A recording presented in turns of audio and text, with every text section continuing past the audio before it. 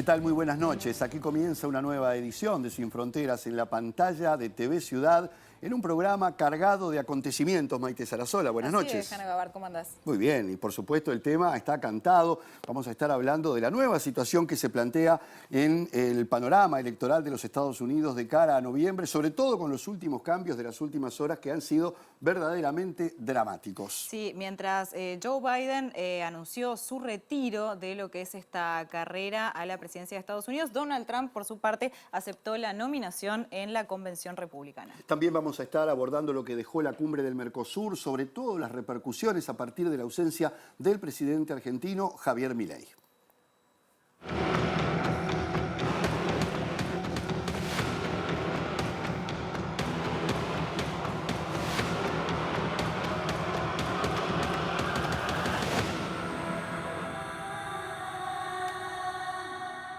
Y está realmente cargada la agenda internacional, hay varios temas para analizar y por eso rápidamente le damos la bienvenida a nuestro analista Álvaro Padrón. Álvaro, buenas noches. ¿Qué tal? ¿Cómo les va? Bien, está pasando de todo un poco.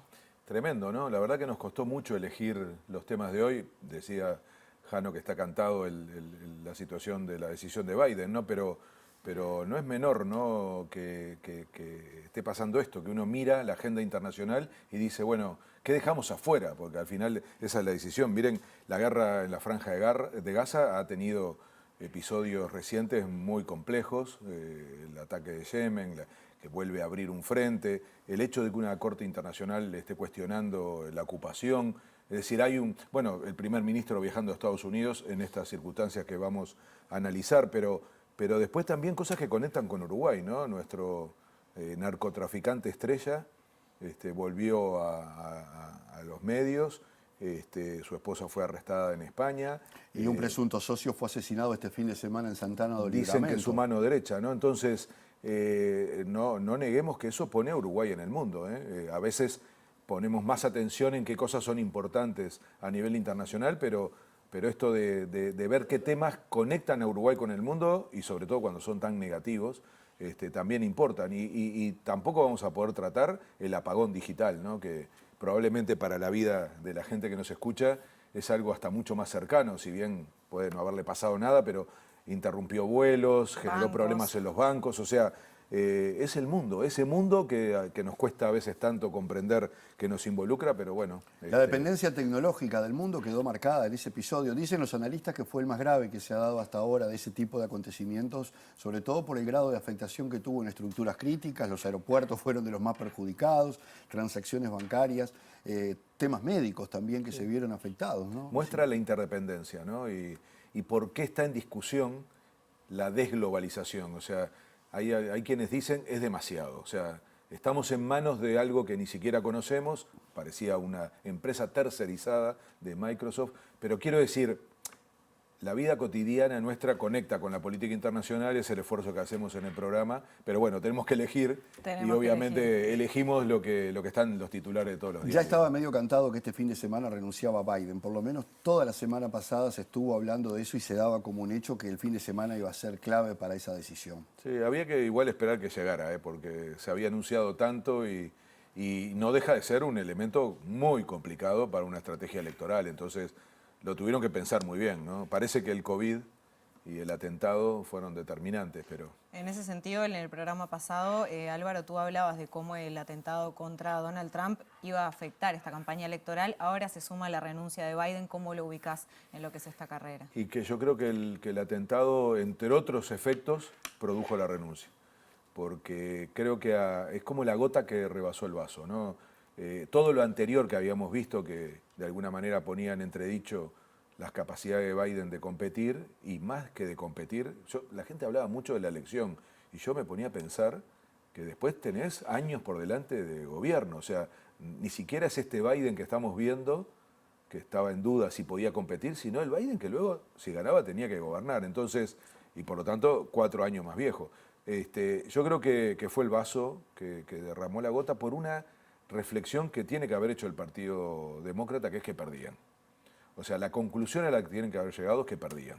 Y hay mucho dinero de por medio y mucha capacidad de analizar y de información. O sea, ese proceso lo hicieron y yo creo que el punto clave fue el atentado porque levantó muchísimo la popularidad de Trump y generó una asimetría gigante entre alguien que pasó a ser un héroe y que se mostraba como un sobreviviente, como alguien que, ustedes lo vieron en la convención republicana, fue impresionante, ¿no?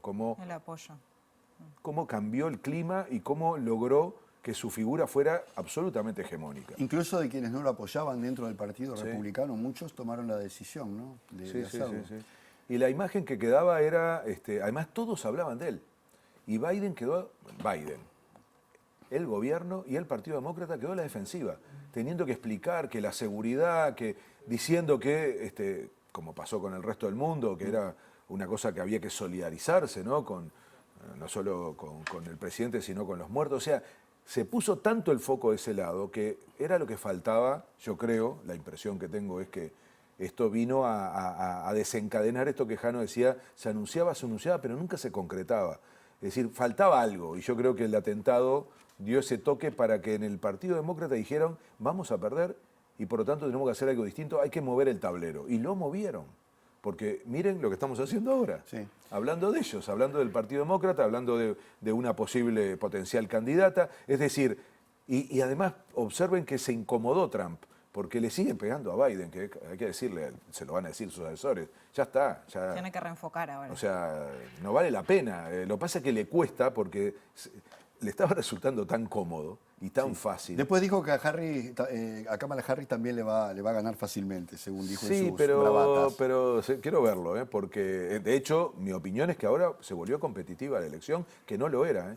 Yo, si tenía que apostar y un poco más, diría, después del atentado, no hay duda que Trump va a ser presidente, sí, su competencia es con Biden. Y si alguien tenía dudas del deterioro que estaba viviendo Joe Biden a partir de su renuncia, se dieron a conocer una cantidad de imágenes desde todo su pasado político y obviamente era un hombre que estaba en un segundo plano. Nosotros no lo teníamos muy registrado, pero que tuvo una incidencia parlamentaria muy importante a lo largo de los años, un superviviente de la política, un hombre muy enérgico, que ver lo que estaba pasando con él a esta altura, hacía claro que no iba a poder estar, digamos, dar la talla como para ser candidato. Pero, Jano, es muy importante entender el poder de Biden, sí. El poder interno del Partido Demócrata. O sea, porque para una lectura desde Uruguay, todos nos preguntábamos por qué lo mantienen. O sea, ¿cómo puede ser que no se den cuenta que, es por el poder al interior del Partido Demócrata, que claro, por eso es tan importante a quién señale él. Porque la pregunta clave es a quién le hereda el poder en tan poco tiempo.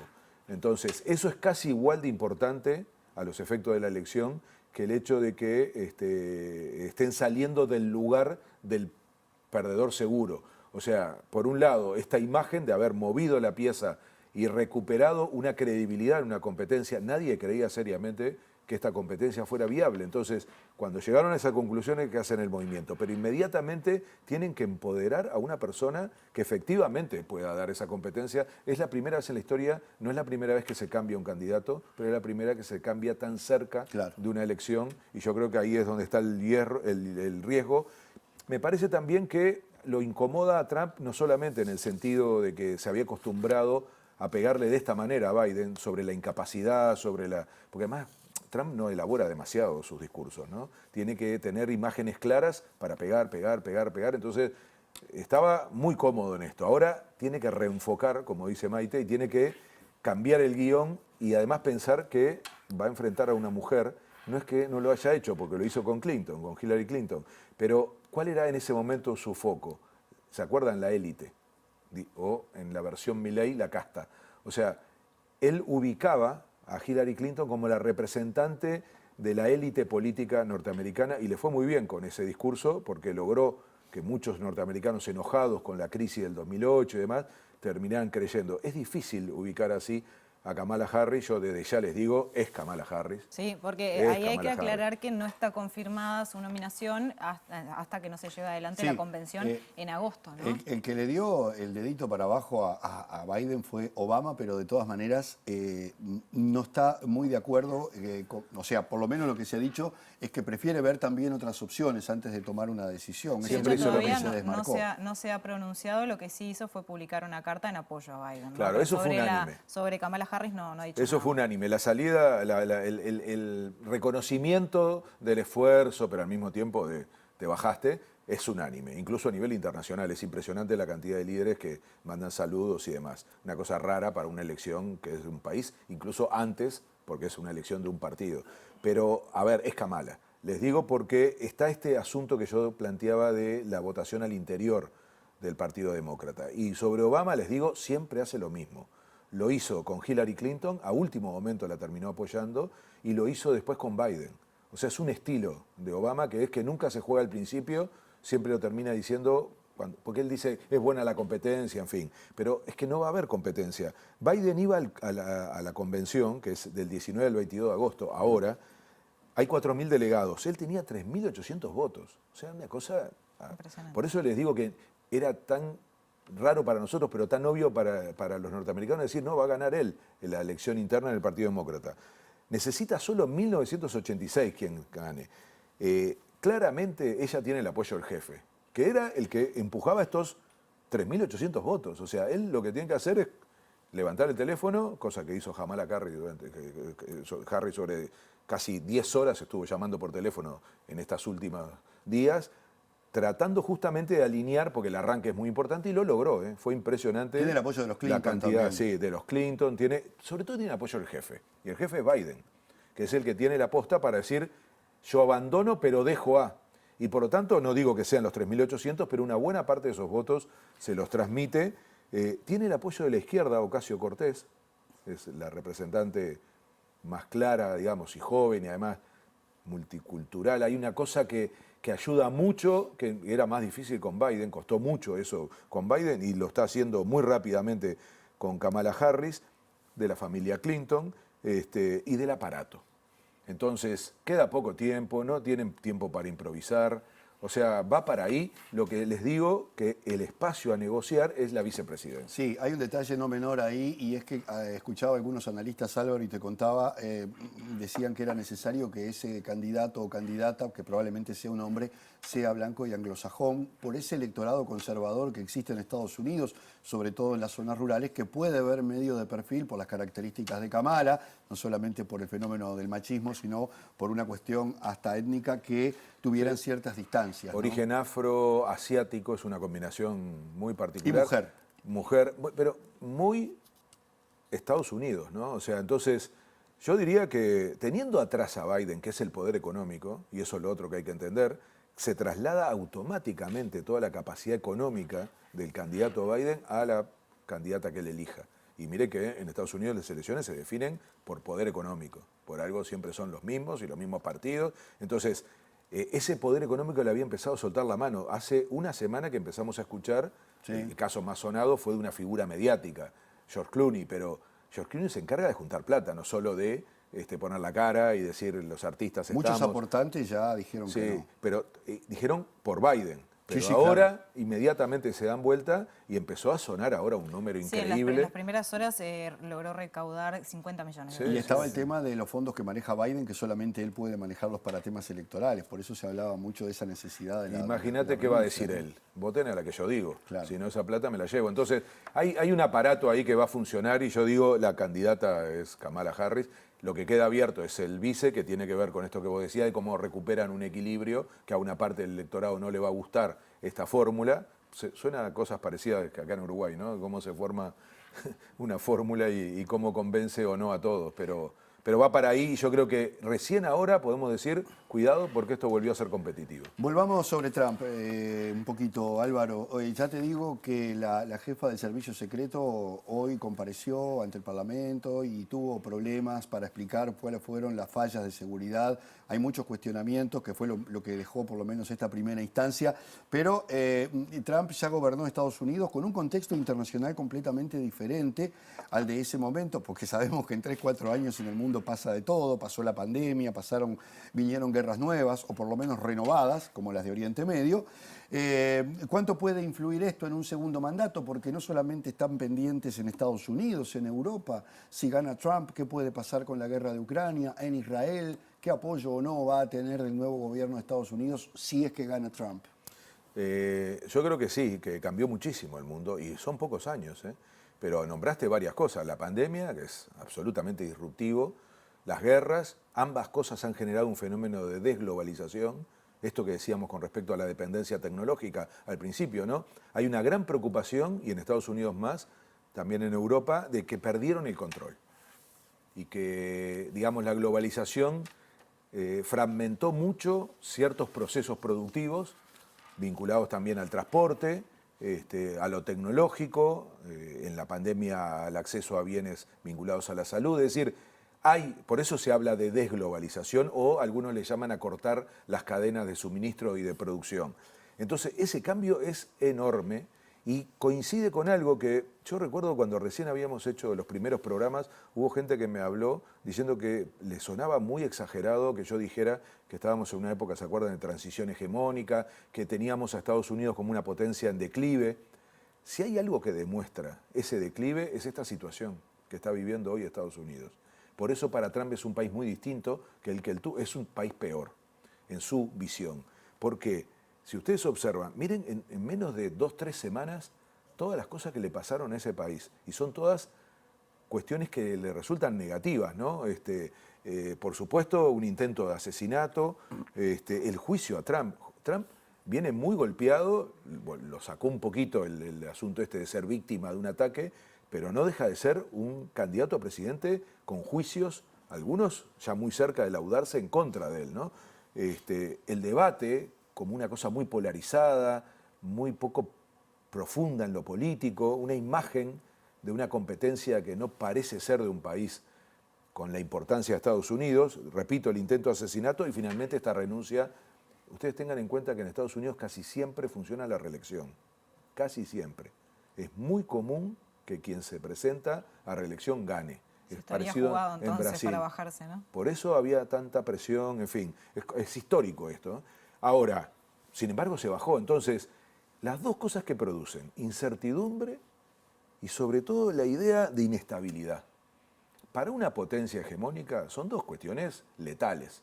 Y yo, por eso insisto, vuelvo a los 3 años que hemos hablado de esto, es la demostración ya no de una declive económico, comercial, productivo, tecnológico, que todos esos los tiene, sino un declive institucional más profundo, una potencia hegemónica. Sí, sí, es eso. Entonces, y por eso te digo que... Hubo episodios como el de Capitolio, ¿no? Bueno, ¿y quién lo lideró? Trump, que va a ser presidente. Entonces, en ese marco es que uno tiene que mirar a Estados Unidos, porque si no se queda con la foto y no con la película. Y esa película tiene que ver con esa transición, y agrego a los puntos que vos decías, como la pandemia, como las guerras, como todos los episodios que hemos visto, el aumento del poder de China y de los BRICS. Entonces, hay un cambio geopolítico que está sacando a Estados Unidos de ese centro de poder casi indiscutido que tuvo durante décadas.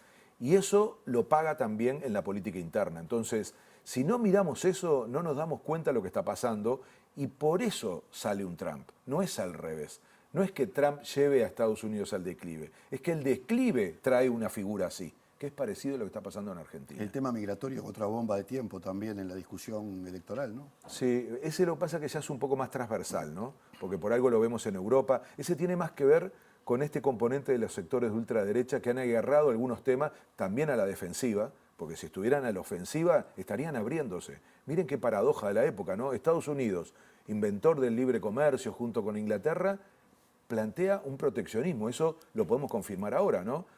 Si bien cambió algunas cosas del mundo, ratifican una política de Trump de encierro, de proteccionismo.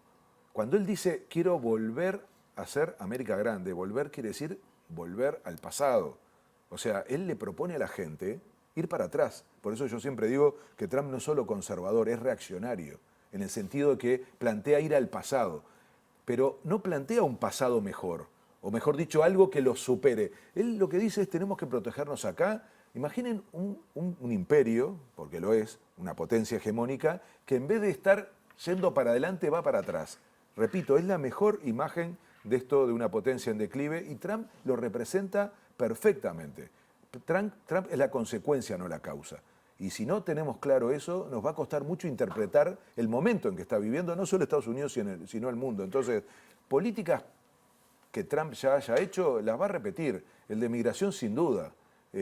Algunas vinculadas a la negación del cambio climático, a su radicalidad en algunos discursos, al poco interés en la política internacional.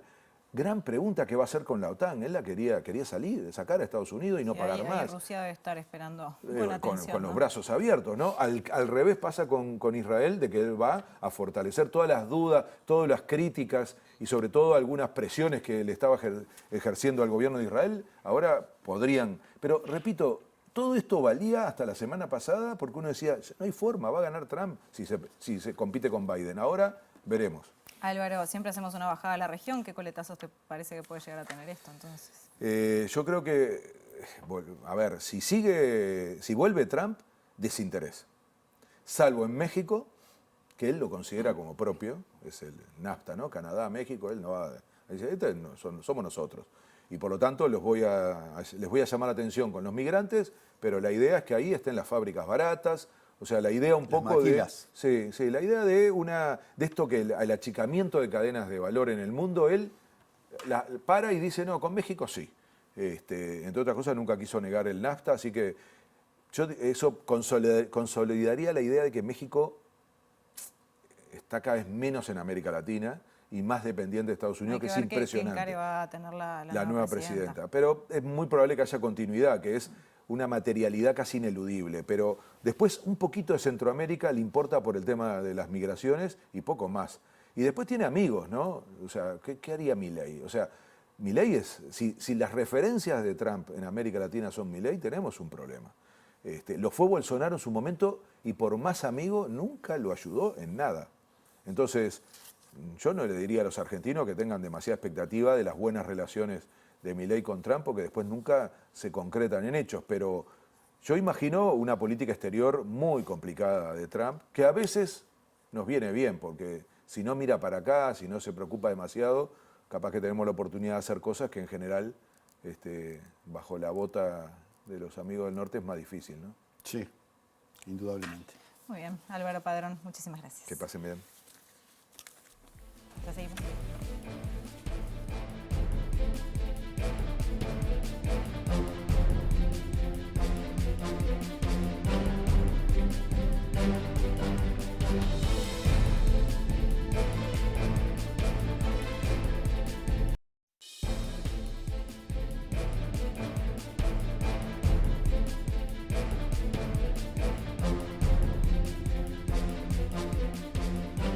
Bien, retomamos el tema de Estados Unidos luego de esta renuncia del presidente Joe Biden, que naturalmente, bueno, ha supuesto un terremoto político para ese país, aunque esperada.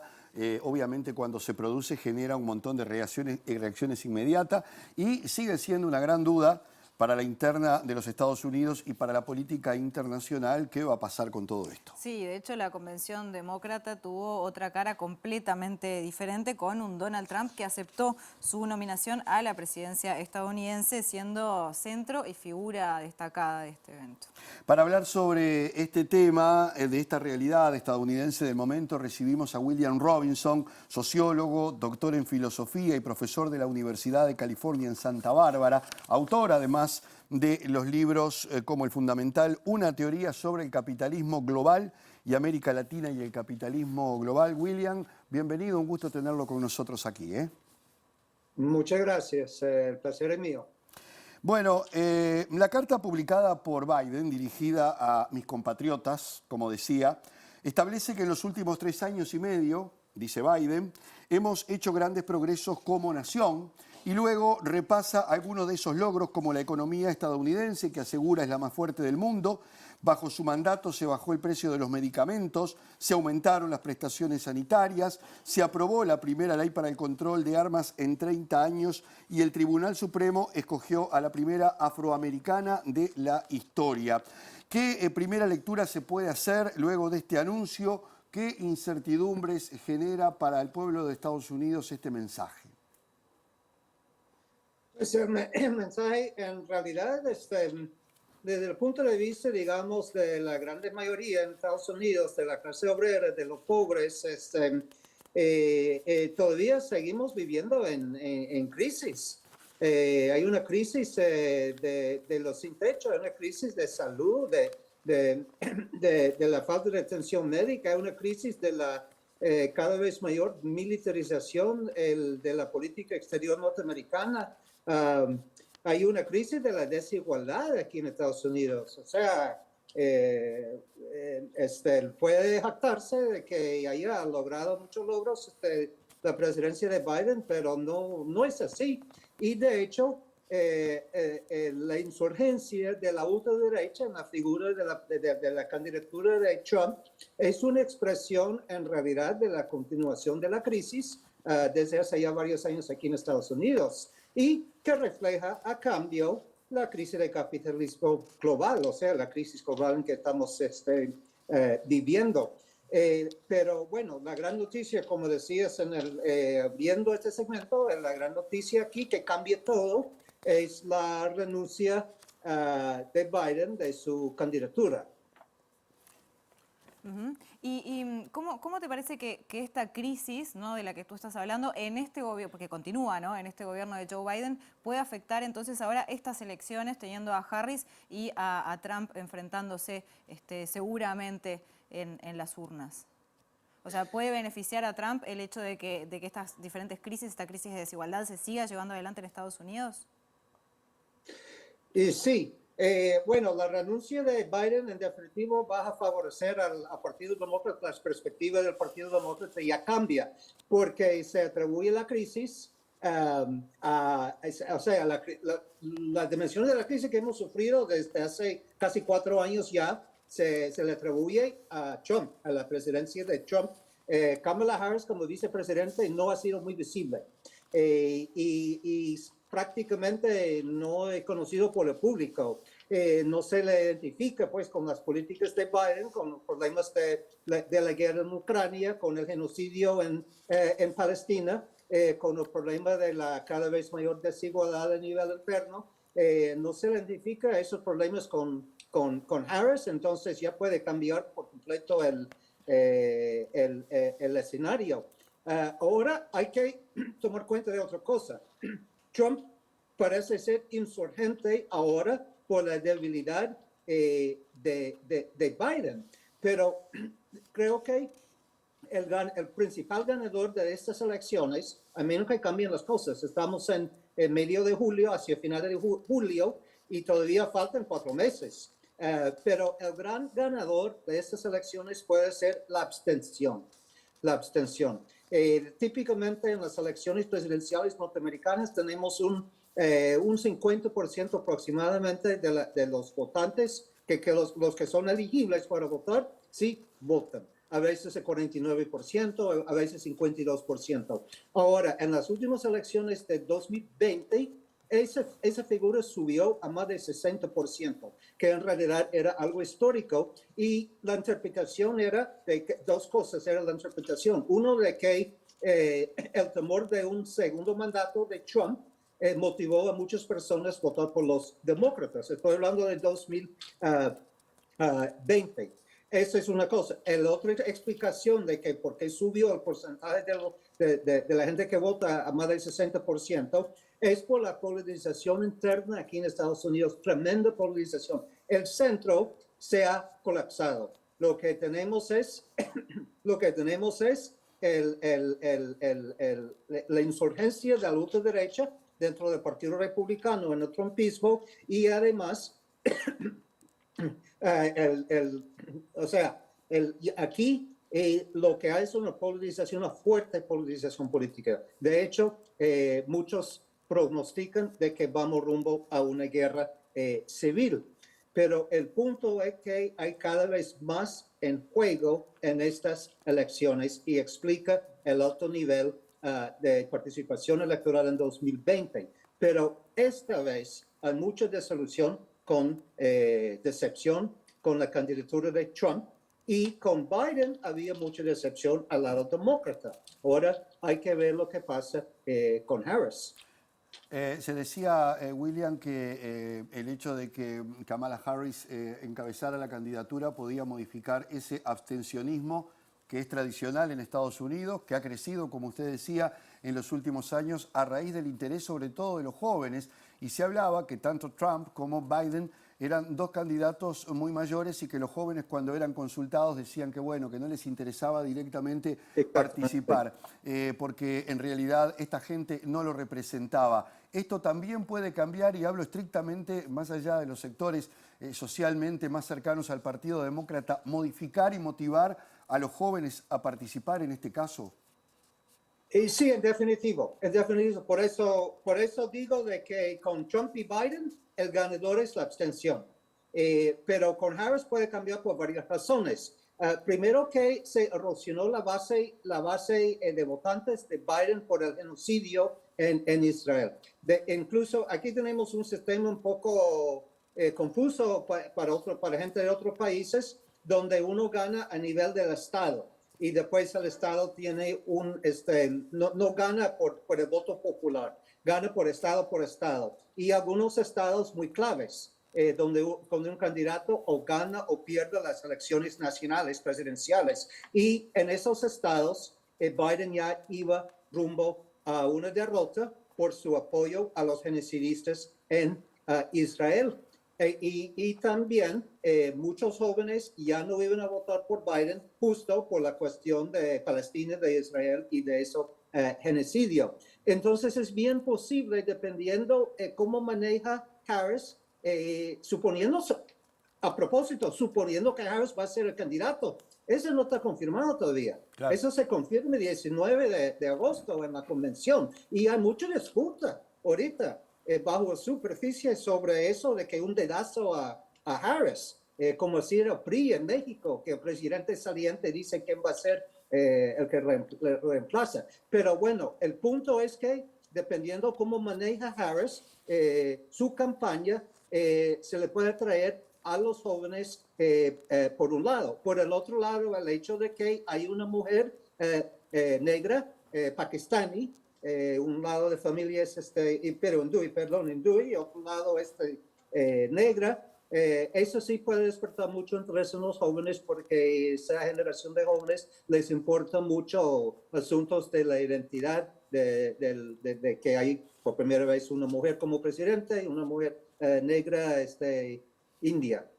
Y en este sentido, tomando en cuenta esto que tú estabas mencionando, ¿podría llegar a buscarse un vicepresidente o una vicepresidenta, seguramente sea varón, en el caso de que sea Harris la candidata a la presidencia, que genere como un balance en esto? Pensar en un hombre blanco, hegemónico, no sé. Claro. Bueno, ya hay como 10, 11 nombres que están flotando. La gente está hablando de 10, 11, como por ejemplo el gobernador de mi estado, de California, Newsom. El gobernador Newsom bien tiene posibilidad de ser el candidato a la vicepresidencia. Da la balanza. Y seguro que va a ser un hombre, porque los estrategas, los espadones del Partido Demócrata van a concluir de que dos mujeres no sería viable, no sería una fórmula viable. Pero quiero aclarar una cosa. Harris también representa el centro tradicional del Partido Demócrata. Harris no es de la izquierda, no tiene iniciativas innovadoras ni nada.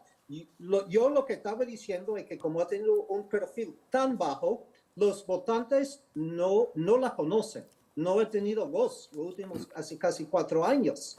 Y entonces puede, digamos, estimular mayor interés en votar por el Partido Demócrata. Pero Kamala Harris viene del ala muy tradicional centro-derecha del Partido Demócrata. De hecho, tiene el apoyo de los Clinton. Los Clinton, que pues la fracción de Clinton es la facción principal del Partido Demócrata. Muy curioso de que Obama no salió endosando a Harris. Pero como me hacía la pregunta, quería aclarar eso, de que tiene la imagen, por ser mujer, por ser negra, por ser hindú, tiene esa imagen de algo novedoso, de algo que no hemos tenido aquí en Estados Unidos. Pero su posición política del Partido Demócrata es el mero centro-derecha hegemónico pues, del partido. ¿Cómo llega, William, el Partido Demócrata a esta instancia con todo esto que estamos hablando? Porque esto fue un proceso que se fue acrecentando a medida que pasaron los días. los yerros en el G7, el debate que fue bastante desastroso para Biden, donde hubo distintas voces que se fueron sumando pidiendo la renuncia, proponiendo otros nombres, incluido el del gobernador de California que estuvo en danza en algún momento. Es decir, ¿cómo llega en medio de estas divisiones el Partido Demócrata y cuánto le puede resultar de beneficioso a Donald Trump toda esta situación interna? Sí, mira, de hecho no están repetiendo. Esta presión sobre Biden para que renuncie de su candidatura se remonta a hace 20 meses. Hace 20 meses un grupo de demócratas, por supuesto representando el ala izquierda del Partido Demócrata, el ala también que tiene arraigue en los sindicatos, ya comenzaron una campaña. Se me olvida el nombre de esa campaña, pero una campaña oficial dentro y fuera del Partido Demócrata, y eso hace 20 meses. Y entonces dos otros factores incidieron en esta decisión que aparenta ser repentina. Primero, quiero volver a la cuestión del 7 de octubre de 2023, cuando Hamas lleva a cabo su ataque, y el 9 de octubre se inicia el genocidio israelita. Y desde ese momento hay muchas voces porque Biden ofrece su apoyo incondicional a Israel. Entonces, desde octubre, que ya estamos desde hace 9 meses, desde octubre ya comienza a aplicar mucha presión sobre Biden, porque es evidente que Biden, por su apoyo al genocidio, no va a tener el voto de los que están en contra del genocidio, todo de los árabes americanos, de las comunidades palestinas y del Medio Oriente en estados claves como Michigan, como Pensilvania, que Biden iba a perder en esos estados por su apoyo incondicional a Israel. Entonces se intensifica la campaña desde hace 9 meses. Después, digamos, la gota que derramó el vaso era su rendimiento, su participación en el debate a principios del mes presente de julio, pero eso simplemente era la gota que derramó el vaso. Y entonces, después de ese debate, creo que era el 5 de julio, el debate, ya hay muchas voces que salen ya a la luz pública, exigiendo a Biden que renuncie a la candidatura, incluso figuras de Hollywood, actores famosos de Hollywood, incluyendo escuadrones del partido, congresistas, algunos senadores, como 20, 30 personas de mucho peso en el Partido Demócrata salen públicamente. Nancy Pelosi, que era el jefe de la bancada demócrata en el Congreso, todos salen ya pública y semipúblicamente con esa presión. Y entonces creo que si el debate era la gota que derramó el vaso, además el hecho de que Biden sale con COVID y tiene que aislarse al momento que tiene que estar dando discursos a favor de su campaña, o sea, discursos electorales, ya llegó pues al colmo, la situación llegó al colmo. Pero repito, eso se ha ido creciendo desde hace muchos meses. Y Biden, cuando ganó las elecciones en 2020 y desde antes de que ganó, durante su campaña en 2020, siempre dijo, yo voy a ser un presidente por un solo mandato, por 4 años. Entonces estaba violando su promesa. Así que no sale de la nada, pues. William, para ir terminando, ¿cómo está la situación ahí en Estados Unidos en relación a lo que fue el atentado contra Trump? ¿Cómo lo están viviendo? Y que, no sé qué tanto se sigue hablando del tema, teniendo en cuenta que ahora toda esta renuncia de Biden también tomó muchísima atención.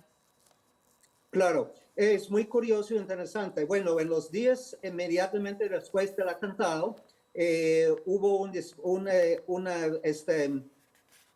un disparo de repente de apoyo, simpatía para Trump.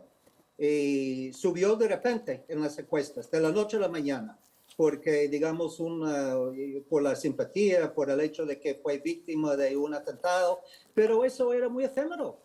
Unos días. De hecho, en este momento ya es curioso aquí, estamos en un momento tan decisivo y un momento en que los acontecimientos suceden con tanta rapidez, de que en realidad casi ya no se habla, solo hace una semana era el atentado y ahora toda la atención se evocó después hacia la convención republicana, y en este momento toda la atención política se cierne sobre lo de Biden, Kamala Harris y qué va a pasar con los demócratas. Así que a lo mejor queda como pie de nota, y eso es todo. Al final de la cuenta, cuando ya vayamos en el otoño, en plena campaña electoral, en pleno periodo electoral. Así que es muy curioso, así es. Muy bien, le agradecemos muchísimo a William Robinson, sociólogo, doctor en filosofía y profesor de la Universidad de California en Santa Bárbara, por estos minutos y por esclarecernos un poco el panorama de lo que ocurre hoy en Estados Unidos. Gracias, William. Gracias. Muchas gracias, es un placer. Gracias. Vamos a la pausa. Nos vamos a la pausa. En el próximo bloque nos venimos para nuestra región. Quédense.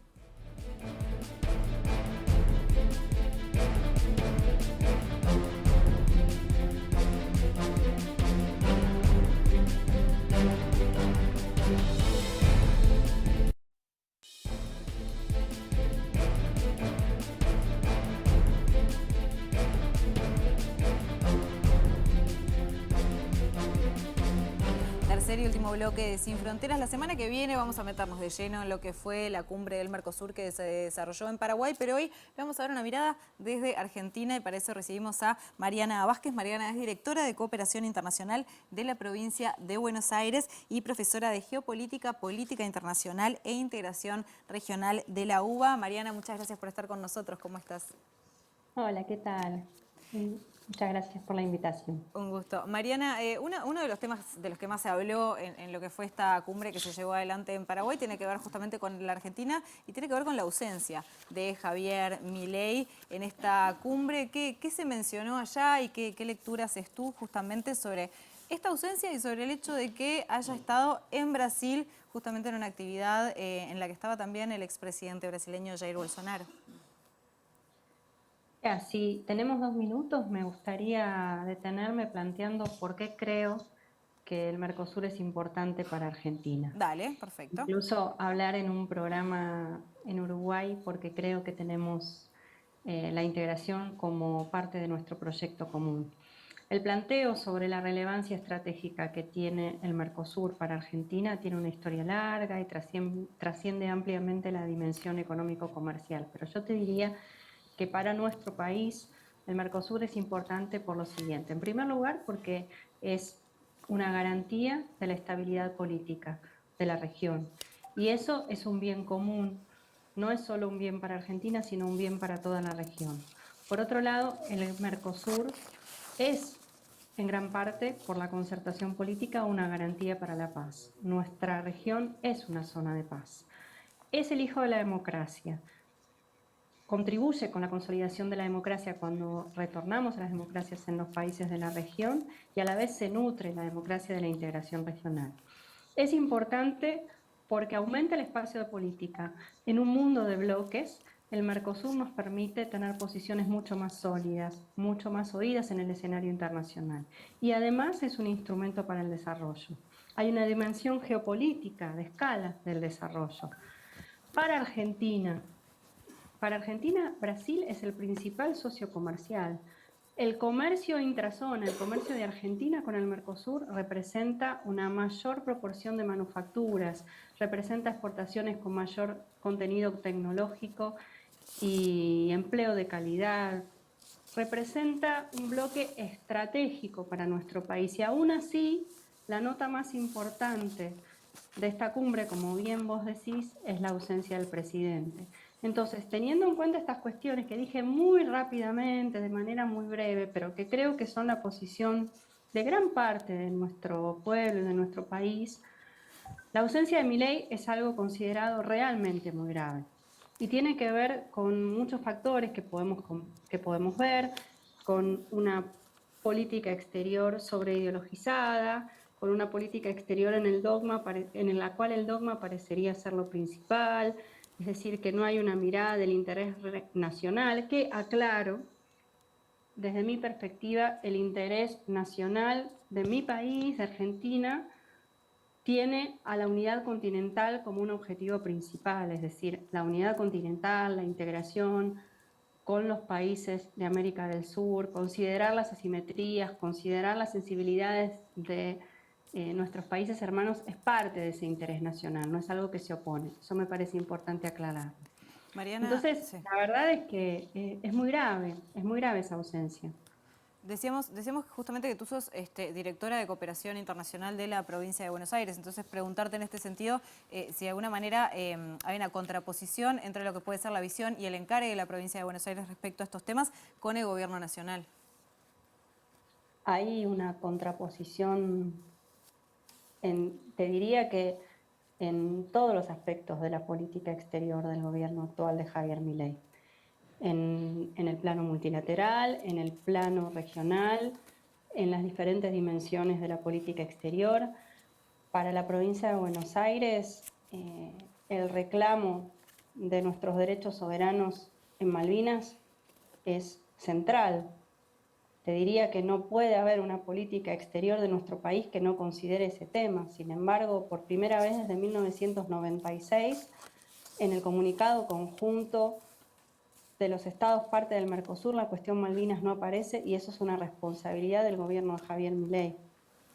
Entonces, no es solo la cuestión del Mercosur, no es solamente el conjunto de agravios con los cuales el gobierno de Javier Milei se refiere a gobiernos de la región o incluso de fuera de la región, pero pongo énfasis en el caso del gobierno de Brasil porque es parte del Mercosur, ¿no? Que por supuesto que hay diferencias muy profundas. Incluso, bueno, el gobernador dijo recientemente, la semana pasada, que fue un error estratégico no aceptar el ingreso a los BRICS. Es decir, que la diferencia es sustantiva en todos los planos. Mariana, además del efecto más amplio que suponen estas políticas del gobierno argentino con respecto al Mercosur, ¿qué sectores pueden verse afectados particularmente por un mal vínculo de Argentina con la región y muy especialmente con Brasil, que es un socio fundamental más allá del Mercosur para Argentina? Bueno, la relación con Brasil, no necesito desarrollarlo mucho, es clave y tiene dos partes, ¿no? Argentina y Brasil. Estamos viendo que el gobierno de Brasil está haciendo grandes esfuerzos por sostener el vínculo con Argentina más allá del gobierno actual. De hecho, lo ha dicho el gobierno de Brasil explícitamente, Argentina es mucho más que el gobierno de Javier Milei. Sin embargo, la ruptura de ese diálogo tiene consecuencias muy perjudiciales para nuestro país y yo lo sintetizaría en lo siguiente: Argentina, como en el caso de los BRICS, pierde una oportunidad muy importante de aprovechar el ciclo político y económico de Brasil. Brasil, con el gobierno de Lula, es un país que está creciendo, es un país que nuevamente está ascendiendo en la escala de peso económico y político a nivel mundial, es un país que con el gobierno actual tiene una fuerte apuesta a la integración, incluida la integración en sectores clave. Lula, en su discurso en la cumbre, planteó, por ejemplo, una alianza entre productores de minerales críticos, Argentina es uno, planteó una gobernanza global de datos, una gobernanza regional de datos, perdón, es decir, cuestiones que son aquellas que están en el centro de los debates más importantes de la economía, la política y la geopolítica globales. Y Argentina está perdiendo la posibilidad de estar en el escenario internacional codo a codo con un país tan importante como Brasil y a su vez como parte del Mercosur, que por supuesto lo seguimos siendo, pero con estas ausencias, este espacio tan importante en lo económico, en lo geopolítico, hasta en lo cultural, realmente pierde para Argentina sus posibilidades de contribuir con nuestro desarrollo, con la convergencia de objetivos con nuestros vecinos, en fin, realmente el daño es muy grande. Y hay cuestiones más específicas que habrá que ver qué desarrollo tienen, ¿no? Porque, por ejemplo, hoy está en negociación en el Mercosur cómo se va a incluir el sector automotor en la zona de libre comercio que estaba excluido desde los orígenes. Bueno, son discusiones que son fundamentales para nuestro país en términos de desarrollo, en términos de los sectores productivos, en términos de empleo, y Argentina ha roto el diálogo con el gobierno de ese país, ¿no? Por supuesto, después a nivel diplomático puede haber un sostenimiento de mesas de discusión, de agendas, pero es absolutamente incomparable la situación con un gobierno que tenga en cuenta la relevancia estratégica de Brasil y del Mercosur y actúe en consecuencia.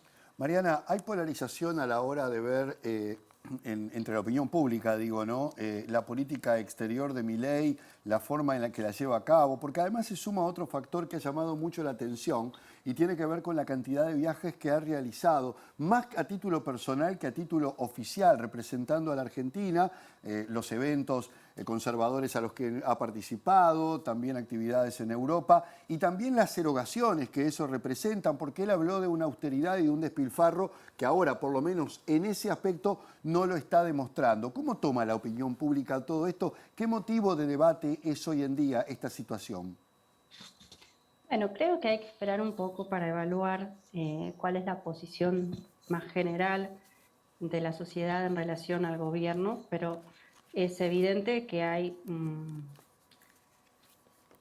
digamos, que no hay un cumplimiento de sus promesas electorales, ¿no? En ninguno de los planos. Y con respecto a la política exterior, bueno, hay una gran irresponsabilidad porque no corresponde realmente al cargo de jefe de Estado tener ese tipo de participaciones y mucho menos con erogación estatal, con lo cual se está descuidando la responsabilidad para la cual el gobierno fue electo y se están desarrollando otro tipo de actividades que no tienen que ver con esa función. Pero yo me concentraría sobre todo en plantear desde la perspectiva de Argentina cuál es el gran daño que a distintas dimensiones de nuestro desarrollo y a nuestro horizonte de futuro está haciendo la política actual exterior de Javier Milei, ¿no? Hay muchos cambios en posiciones internacionales que eran históricas, por ejemplo, recientemente con respecto a la cuestión de Palestina, que además de no respetar esa posición, tienen consecuencias sobre otros intereses muy importantes de nuestro país. Por ejemplo, nuevamente la cuestión Malvinas. Entonces, creo que lo más grave tiene que ver con esto, ¿no? Con una mirada sobreideologizada, dogmática, que no tiene en cuenta los valores y el interés nacional que se han sostenido a lo largo del tiempo y que tienen que ver con cuestiones permanentes, ¿no? Que creemos que más allá del gobierno actual son parte de nuestro acervo histórico, por ejemplo, la defensa de los derechos humanos, entre otras cuestiones. Muy bien, Mariana, obviamente va a seguir dando que hablar Milei con su política exterior, así que esperamos tenerte nuevamente más adelante. Muchísimas gracias por acompañarnos. No, por nada, hasta luego. Un gusto. Bien, y con Mariana cerramos nuestro encuentro del día de hoy. Nos vamos a estar reencontrando con este tema siempre y cuando no pasen cosas en el medio. Veremos, gracias por acompañarnos como siempre. Nos volvemos a encontrar el próximo lunes. Chao.